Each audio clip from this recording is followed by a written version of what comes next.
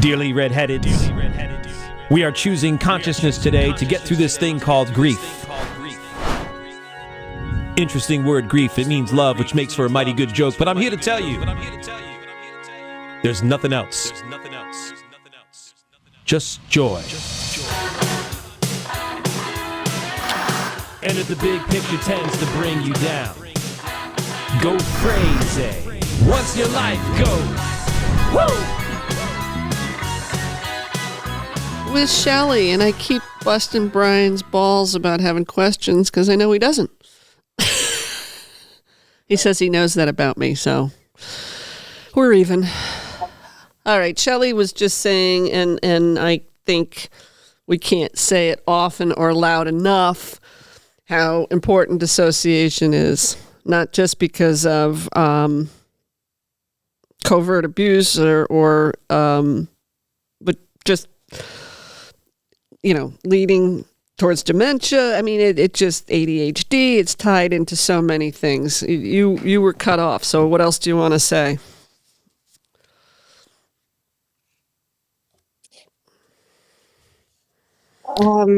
Well, once you're aware of it becomes a very useful tool in the healing power process because it doesn't. I don't think it ever goes fully away. But I do think one can attain the ability to recognize it and grow from the dissociative episodes that one might put themselves in, and then without even realizing it. Stress can trigger it. Any just internal processes, internal thoughts. You're reliving a certain aspect of your life and it's bringing up feelings, and then before you know it, you're dissociative because even though it's not actually happening, you're reliving it in your mind. It's very important to become aware of in your everyday process on this healing journey. I want to say a few things. When did you become aware?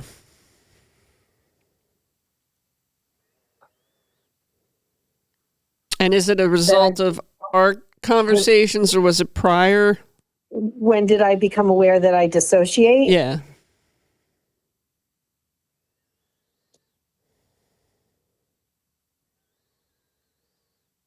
Let me just say, I never knew what it was until about 11, 12 years ago when an important person who is also a therapist was a very good friend of mine, and we were just having a conversation as friends, and she taught me about it and explained like things that I do in my life can be dissociative because I'm just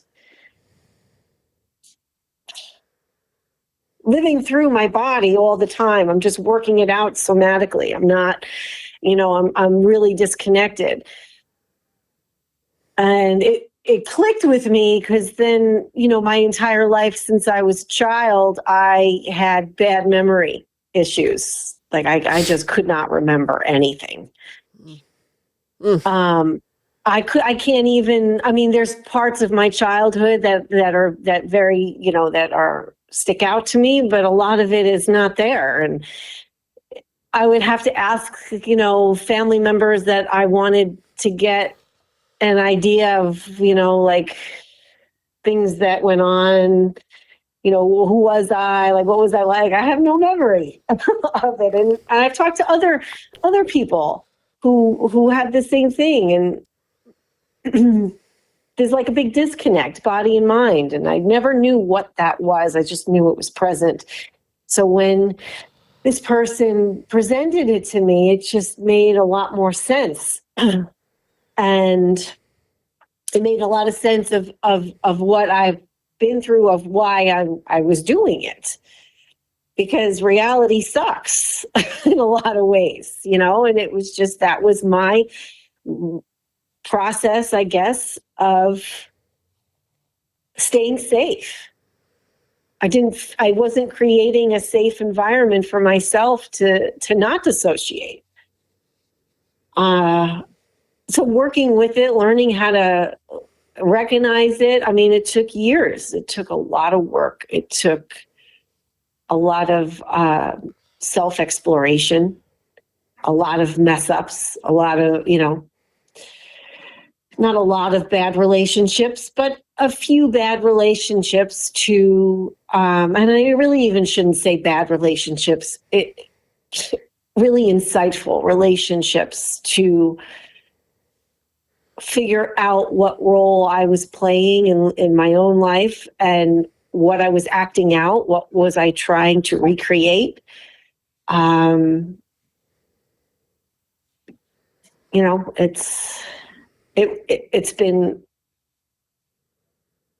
It's been a journey of over 10 years for me. Probably a good chunk of 15 years. Yeah. Yeah, and again, I think being on the spectrum, you and I like to quantify things. Like it took me, 45 years to figure out my family. It took me 50 years to figure out, 45 years old, not 45 years. I often misspeak there, but I was in my 40s when I figured out my family. It took me till I was 50 to figure out what the heck my marriage had done. It took me 6 months to figure out the roommate. So now I feel like I'm finally at the place where I've done enough healing work and I've done enough, I've pushed my brain.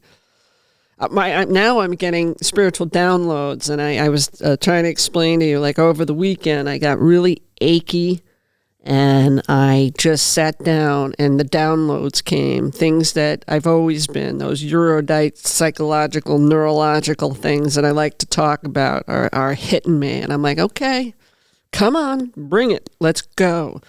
And I also shared with you, and this is, I think, well, I've had a couple real interesting conversations this week, and I don't, one nice thing about, that's come out of this for me is I still love talking to strangers who are making strides in this area. And I've had just some real great experiences either on the podcast or conversations I'm having with people able to talk about this stuff. I mean, it's really amazing what's happening with people getting it. But a personal friend of mine, and I got to be careful, was sharing their concern about their family not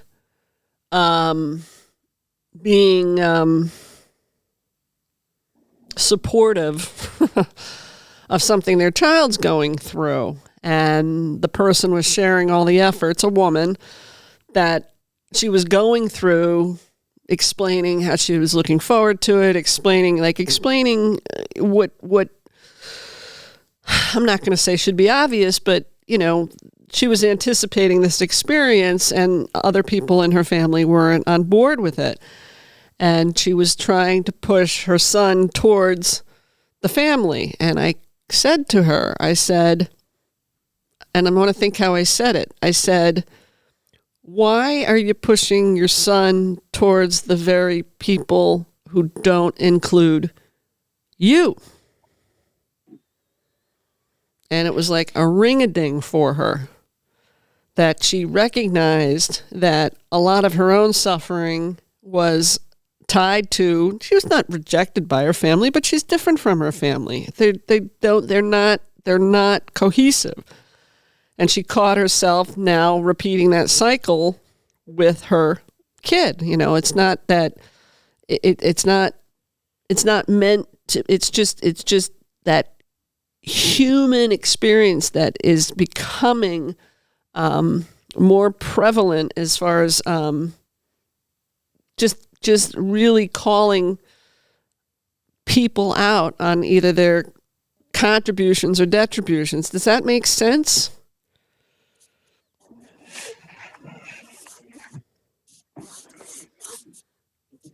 Yeah, it makes sense.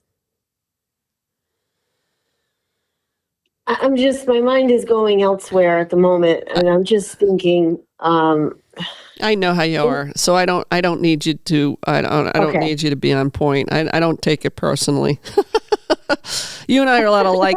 No, we're a lot alike that way, and there's a detriment to it. But I feel there was nobody I'd rather share my story with and have the support of somebody who thinks like me. But I recognize that sometimes we get flooded, and it's really hard to stay on whatever the topic. Or I know you like to process, but my point is that this person made me realize how often as women we do that, where we cultivate and try to make things work and try to make people care and try to make them interested. Whereas if we just let people fall out, doesn't mean we don't love or care. That's not what I mean. It's a more natural progression of breaking the cycle of relationships that don't contribute to our well-being. That's all I'm trying to say. And I've talked to a couple men this week. I have one man I'm trying to have come on. He's pushing 70, and he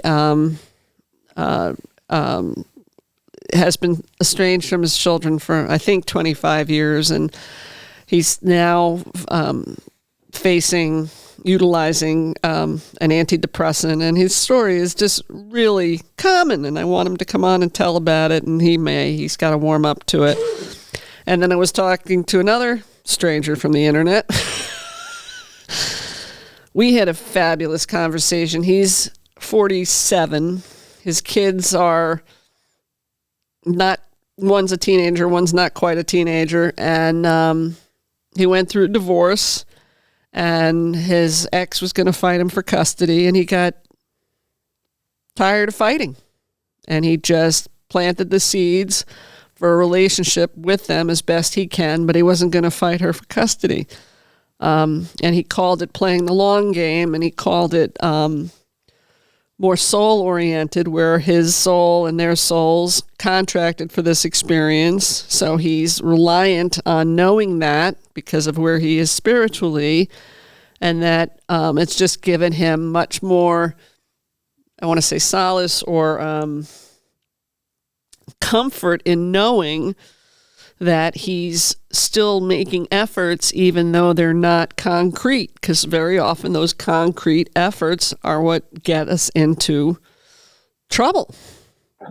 And I think he will come on. I actually asked him to come on post me telling my story so that you folks would know more about me when he delves into his feeling on what the soul contract's for and what their soul's contracted for.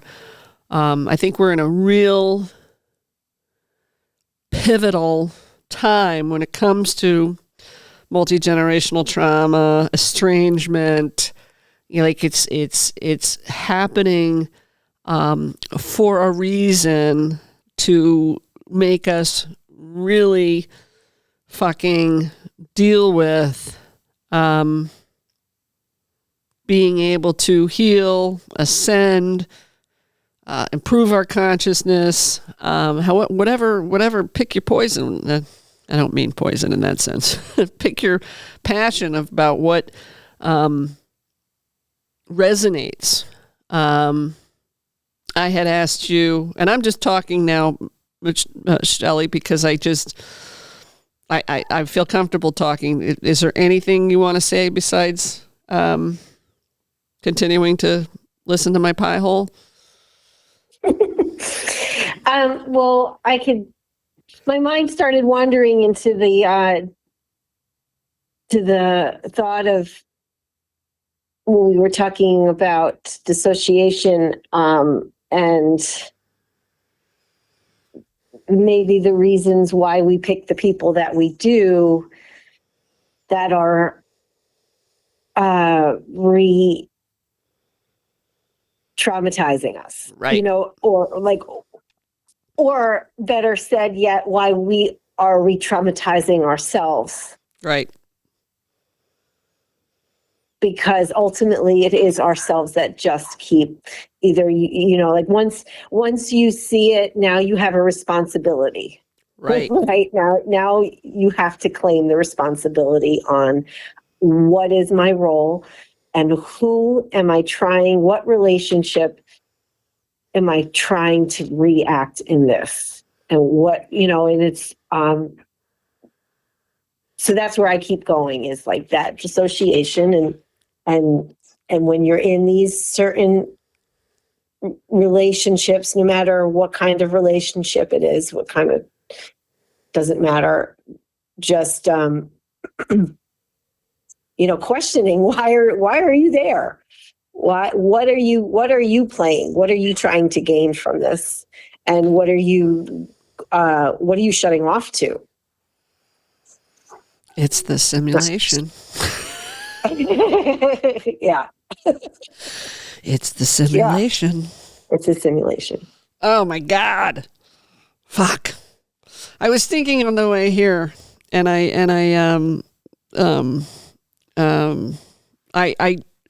find it ironic that one of my kids could. I have an idea, and I'm not saying it's going to manifest, because you know me. I think of things all the time. But I was thinking about how it'd be great to have a simulation based on 12 dimensions and create a game around it, and what it takes, especially to get out of the, third, fourth, fifth, into the sixth, seventh, eighth dimension before we become some sort of technological hybrid that involves the other dimensions, if you will. I know Brian's probably whatever. But in the simulation, this is just critical. Mastering self. I mean, that's the only thing that allows for, well, in the game, this ascension. And I was thinking how I have one kid who could fucking build this. Goes back to that benevolent thing. And I have one kid whose heart just not that they both have exceptional hearts, but my one son has such a, just since he was little, just really a heart-driven kid. And I was thinking about how both are so important in this simulation. Your mind, your heart, your soul, however you want to think. But I can't believe the joy I have as a result of processing all this stuff.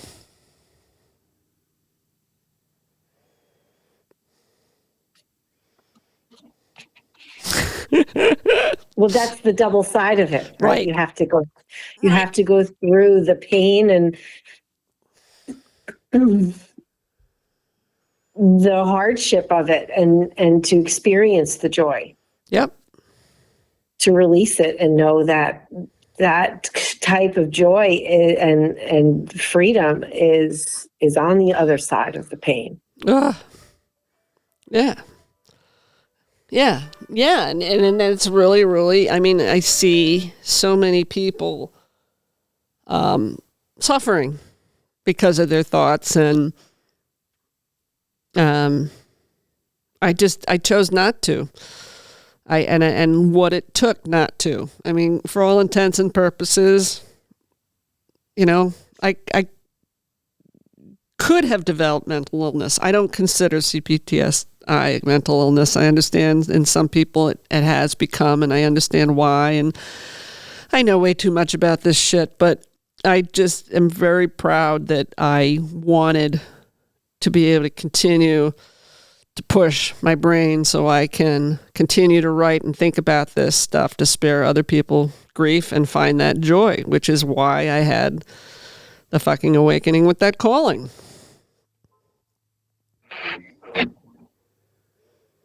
And that's not to say that I ache over where I'm at with my kids, but I also know that that is tied to their soul's journey. And I believe what my new internet friend, Wesley is his name, we believe just wholeheartedly that the soul's journey is what needs to prevail. It's really beautiful, and it's I just can't believe that I'm lucky enough to be talking about this at a time where so many other people are talking about it. It's amazing. Amazing. And it speaks to why people who have had these incredible thoughts 10, 20, 30, 40 years from now, just, I just feel so sorry for them. This is the time. This is the time where trauma it's the vehicle to consciousness for most of us, not all. Well, I think it's a great time because it's really encouraging, I think, for people who are on the path of realization of it, that they don't have to live in the trauma. Don't have to. You can choose to step out. And yes, that is a big part of one's life. And but there's so many learnings from it. Just like anything else. I mean, you have to address it as an experience that has enlightened so many other parts of your life. Yep. I shared with you, and I want to share it here because it's coming to mind, and I'll forget it anyway. I met somebody, and when I say met, I interacted with somebody who is a psychologist who has, it was a challenging conversation. I think she's autistic and identifies as having borderline, which I understand. I'm assuming you do too. And this is left field, but as I say, if I don't say it now, I won't remember. She believes that autism, all autistics or autism is aligned with being narcissistic. I shared this with you yesterday, right? Yeah. And my belief as an autistic is that most neurotypicals are narcissistic, meaning we have to examine our light and our dark and determine, I don't think narcissism is a new term. I think it's like the original term. You know what I mean? I think Mary Magdalene came up with narcissism. You know what I mean? So we have this word that has come to mean things that it doesn't, that is part of the 3D human experience, that I find autism is like this, warrior against. Doesn't mean you can't be autistic and narcissistic. That's not what I mean. But it's like this, the human frailty of what am I going to do with the things I've been handed? Are they going to turn me into, I related earlier, to a dark empath, to any other antisocial cluster B? There's so many names for them. Versus coming into the clearing and processing what we've been dished. And I wanted her to come on and talk about that, because I think she was making a really, really excellent point, but I don't think she wanted to talk to me about it. And then you and I'm just spitballing about our conversation yesterday. Then you and I remembered that we've both experienced how people with personality disorders go into psychology, and how many therapists are narcissistic and da-da-da-da-da-da-da. And I was like, I hadn't thought about that in a while. My first entree into somebody, I've had a few, but it again, a lesson that took me into my 40s was how many people who go into the service of others that are disordered. And some of them acknowledge it. It's not, it shouldn't be a stigma to identify as having these traits. It should be something that we notice and honor about ourselves so we can help others and work through. But without bastardizing what I just said and trying to give you a means to contribute, you remember when we were talking about how so many people go into psychology because of their own issues? Well, yeah. I mean, it kind of makes sense to me, no matter if it's psychology or anything else, because it's kind of like a form of self-mastery, right? Yeah, good point. If you struggle with something in your life, it's your way of having freedom from it and then helping others with it. So you're servicing, you're providing a service of freedom, a pathway for others. So it kind of makes sense to me that somebody who's struggling with some sort of disorder, no matter what it is, I mean, if I'm gonna put it in any kind of relation, I could do that to myself and say, look, I spent the most of my life pouring into health and fitness because it's something that I struggled with as a young teenager. And it gave me the most freedom to have mastery and control over my own body. And even though it may be things that I still struggle with, it provides me with the greatest freedom that not only can I help myself, I can help others too. That was an excellent analogy, Shelly. Thank you. Excellent. I liked it. I guess that's why I prefer neurology to psychology, but I'm also, neurologists are tough. They're tough. Huh. I guess that's another reason why I'm jealous of Mayim, because of that neuroscience fucking degree. I don't want another degree. Yeah, man. And that's you've got decidedly more common sense than I do. Yeah. I mean, it makes sense. It makes sense. I mean, I'm sure there.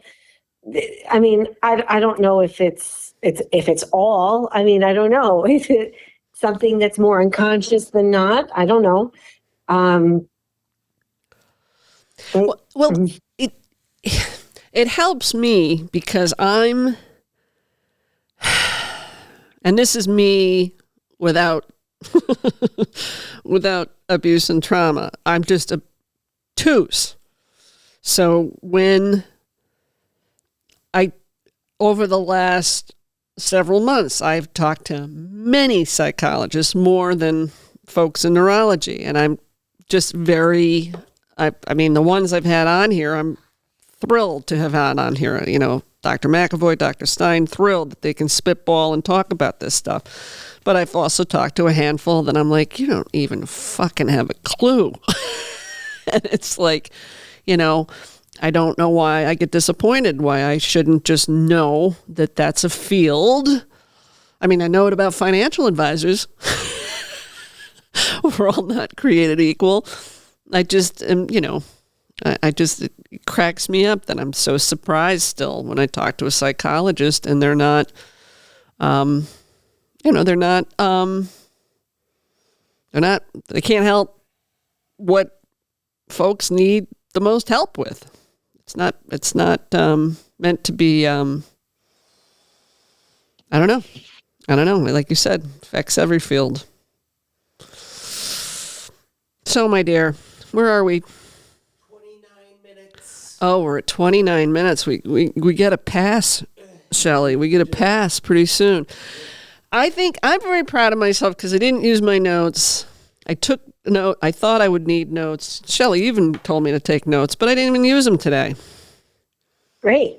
And I'm talking pages and fucking pages. of notes. I should get stock in yellow pads. But yeah, I mean, it's just I'm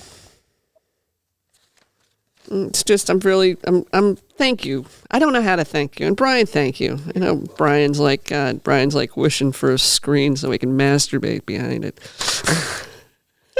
Not really. Yeah. I don't mean it the way you think. I don't mean it the way you think. I just mean it from there's many other things you'd rather be doing. How about that? Let's not. But you went right there. Huh? Because I do. Okay. That's what I do. Hey, I just admitted shit that, I didn't think I'd have this joy release from sharing that shit, guys. I didn't. I thought I would feel more ashamed. But, I don't. I don't feel ashamed. I feel like women and men, can't forget those men. This is happening to women and men. They're getting misdiagnosed. They're being encouraged to, it's just so sad. You can both see that, right? That women are misdiagnosed, that they're placed in psych wards, that they're not helped with credible trauma and abuse rehab. I mean, when I went into the hospital, I looked at my son. I said, why the fuck didn't you put me in a CPTSD place? The fucking hospital. You know what the hospital bill was? $169,000 to have mice run over my bed. Oh. I mean, come on. It makes me think of the amount of experts, again, no matter what field, who are in it and also going through it in their own personal lives, and in what the percentage is of them that can actually help others. Like, are they actually realizing it where it is in their own life and how to live with it or work through it?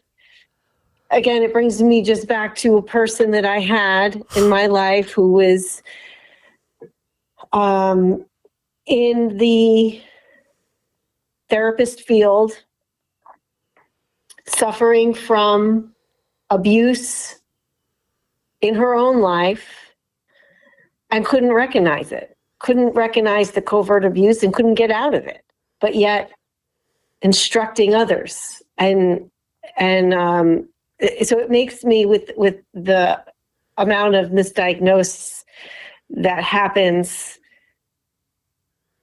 it makes me wonder how that connects, because how many are there that are out there doing this misdiagnosis, going through it in their own lives? Like, how is it translating? Right. Because you can't, this is a bear that covert abuse is a bear. But it, or somebody like Rob, who would call me Eurodite in April of 93, after knowing 2023, who a year later, I am bipolar after knowing me for 17 years. You know what I mean? How does that happen? I mean, how the fuck does that happen? You know what a Eurodite is? No. All right. You know what a savant is? Yeah. A Eurodite is like a savant without gaps. Okay. So it's like being a savant all the time about a particular subject or interest, where you have a particular wherewithal about something. And he said I was a psychological Eurodite. I'm like, yeah, whatever.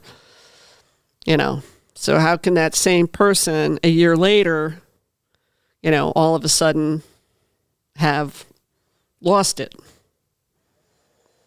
And I'm here to talk about rage like few people do. I also have grown a great affection for the Hulk line, you wouldn't like me when I'm angry. Mm. All right, my dear. Scale of 1 to 10. Was this titty torture? You're right. I'm okay.